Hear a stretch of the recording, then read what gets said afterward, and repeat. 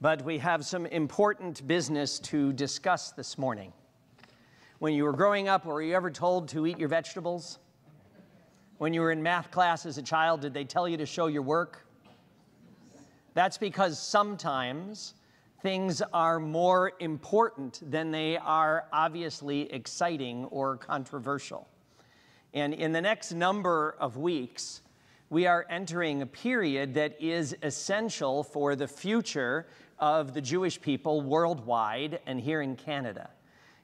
That is because we're entering the time of a World Zionist Congress election. Now, you may wonder, why does that matter to us? What is at stake? At a time like this, it's very essential. Randy, take it slow on the slides. I'll let you know when I'm ready. That the World Zionist Congress takes place every 5 years, and it began at the beginning of the Zionist movement, a time where in that period where democracy and democratic forms have been essential at protecting the life and rights of the Jewish people throughout the world. Now, Zionism to many of us may sound like some kind of movement at distance from us, but in fact, it is something that affects each of us directly, because as we can see, Zionism is not about the kind of politics that we see in the news every day. It is instead about the shared future of the Jewish people throughout the world. And that we as a people, the decisions we make, the things we do, and the way we treat each other and act together has an enormous impact on the future of the Jewish people. So when we say the word Zionism, what we really mean is, what does the future of the Jewish world really look like? And the way in which that's decided in a practical way is when there is, every 5 years, the parliament of the Jewish people, the World Zionist Congress, which creates the structure through which the Jewish people, to some degree in the land of Israel and throughout the world, behave toward one another.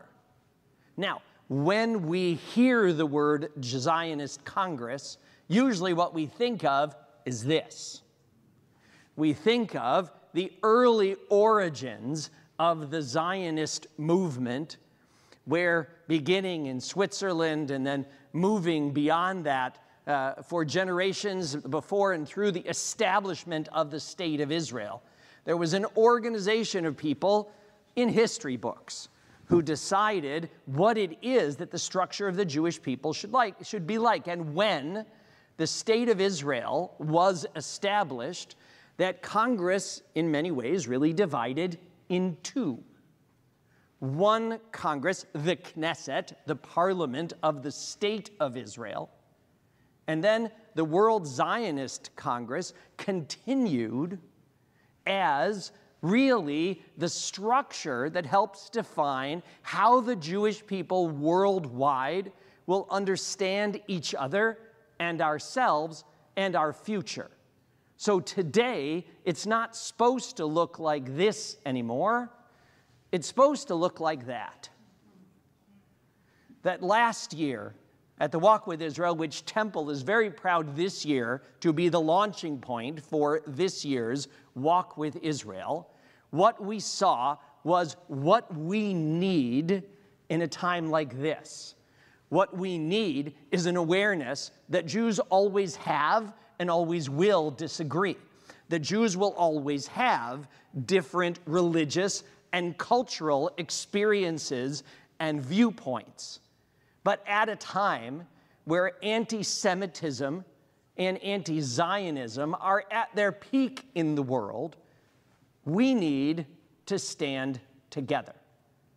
And the World Zionist Congress historically has been a way in which where we work and we discuss and we fight a bit, with all of us having the shared goal of building the future for all Jewish people. That's what we've done, and that's what we've needed. And here in Canada, we haven't actually taken part in the elections for the World Jewish Congress because having a large but limited Jewish population in Canada, there hasn't been voting because we thought it was more important to find ways to compromise and to work together and to divide up the seats based on who makes up the population of the Jews of Canada in order to represent us and use our resources in right and positive and meaningful ways. Painfully, we live in very divisive times. In times where there are those who are part of the Zionist movement who are focused more on some members of the Jewish community being recognized and others not, some winning and others losing, and that is very problematic for the Jewish people. And so as a result, this intolerance that we see very much and exported from certain factions in the land of Israel has created a time where the Congress of the Jewish people matters more than it has in the past because of conflicts within the Jewish people. And allow me to be very specific. In 2016, in the land of Israel, this display was left outside of the Reform synagogue in Ra'anana in Israel. That is a knife with fake blood, and those are the names of my Reform colleagues and yours who were threatened for living out their vision, pretty much in this room, our vision in general, of what Judaism and the Jewish future should look like. Now, in 2016, when that happened, the Jewish federations of North America condemned what took place. The Israeli government condemned what took place. And then, as tends to happen in our world, everybody went back about their business, assuming that somehow a condemnation might make a difference. Well, if that was 2016, this is what things look like in 2025. That on Erev Yom HaZikaron, the day of Israel Memorial Day, one of the holiest days of the Israel calendar for Israeli Jews, there was an event taking place at that same synagogue in Ra'anana.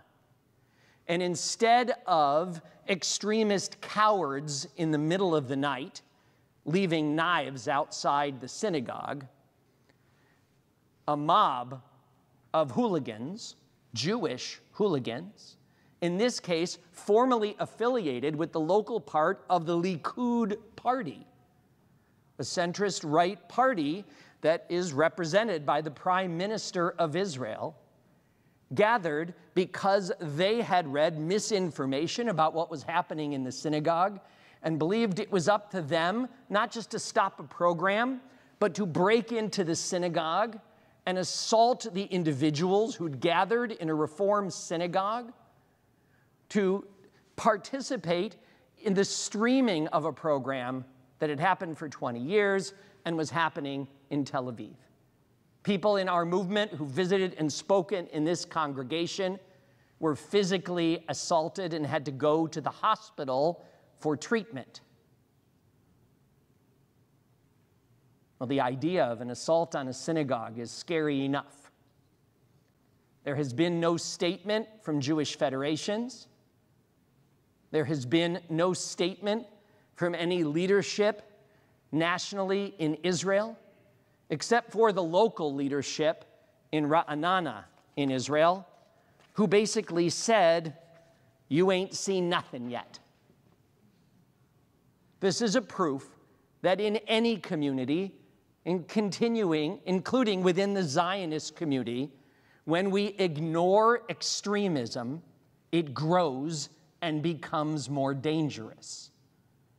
When we don't speak out, the forces that divide us, instead of bringing us together, grow even stronger. And why is it that these forces that have opposed modern Judaism, modern expressions, the kind of Judaism we live, why is it that they've chosen, and they have, to enter these Zionist elections and to try to move influence away from pluralist Jewish approaches, such as the Reform approach? Well, I'll tell you why. Because in the last number of years, and people in this room have been very directly involved in fighting for these gains that our movement has made over these many years, there have been significant gains for the Reform movement. Yes, we still face some kinds of discrimination religiously by the structures in Israel, but thanks to our engagement in the World Zionist Organization, the Reform factions have grown in these national organizations. That since 2020, $25 million has been funded for the Reform movement and other pluralist efforts in Zionist and Jewish education around the world as a result of these World Zionist elections. That Reform leaders in national institutions in Israel, in the World Zionist Congress and its organs, have defended democracy, transparency, liberal values, because where all this started is that the forms of democracy are what it is that make us strong in the world today. Now, these elections happen every 5 years. We can't wait another 5 years, especially because these kinds of extremist and Haredi, ultra-Orthodox forces continue to grow, and to grow numerically.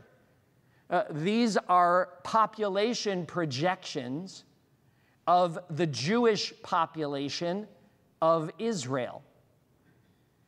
If you look at the yellow line at the top there, that is the general Jewish population of Israel, except for the members of the ultra-Orthodox community.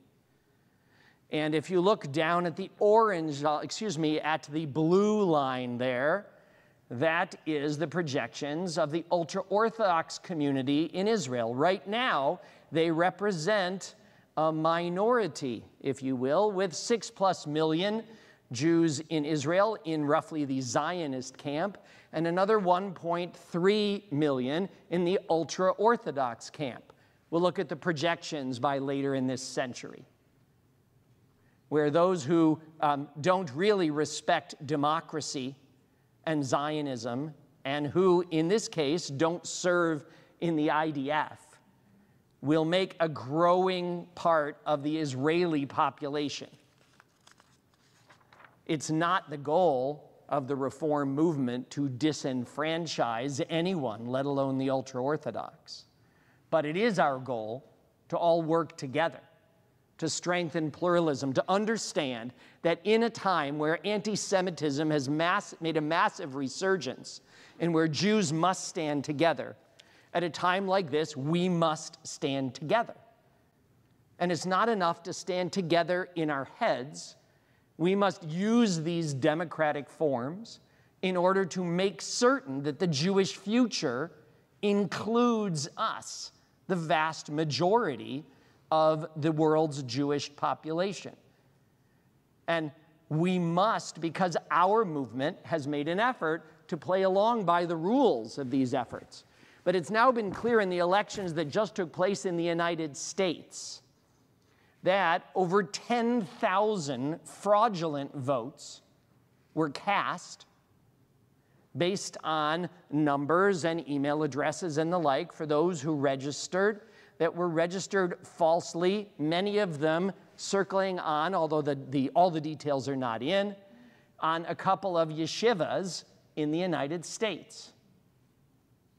That we must step forward and do what is possible to avoid resources being channeled away and being put into divisiveness and anger and rejection at a time where what all Jews need to offer each other is understanding, acceptance, and a desire, including our disagreements, to work together for a better, strong future for Israel and Jews worldwide.